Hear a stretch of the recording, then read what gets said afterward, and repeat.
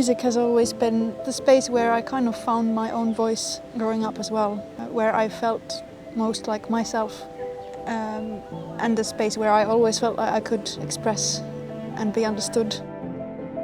I had a lot of trouble deciding if I was going to do music or what I was going to do at all.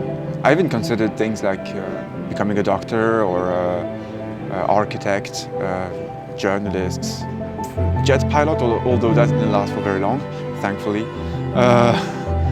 I always have ideas. My problem is generally that I have too many ideas and I need to narrow down and stay focused, basically. And that's where they've helped me the most, I would say, is to somehow maybe select the best ideas and focus on them and stay on track with these ideas. YCAT has been completely life-changing for my quartet. What we do is deeply bound with our identity, but it's also a profession, it's completely practical.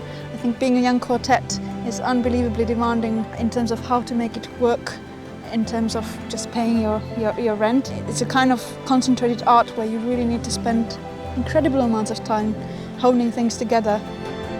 For us, YCAT gave us this incredible opportunity to just devote ourselves to the art of quartet for years. Massive amounts of international performing opportunities, from the smallest music clubs to Wigmore Hall or to big concert halls and tours abroad. And that's a real gift as well as a young artist, because you learn so much being every day on the stage. You learn so much, you kind of live the music in so many ways.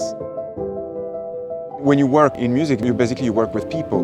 You need to talk to people. You need to get people interested and on board with your ideas and so on. And that's not easy, especially when you arrive from a different country as well, right? You don't really know who to talk to, and it's incredible the number of musicians that have benefited from YCAT and how these connections somehow remain even after they leave somehow.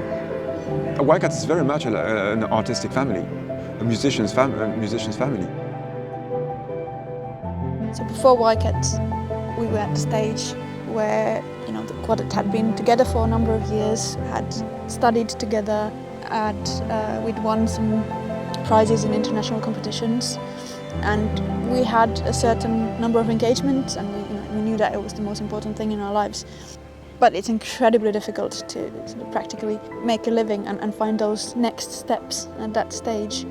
And what YCAT kind of bridged for us were those years of just concentrated development and performing great numbers of concerts together, small and big concerts, and then eventually building relationships with concert halls and becoming commercially represented by different agents worldwide.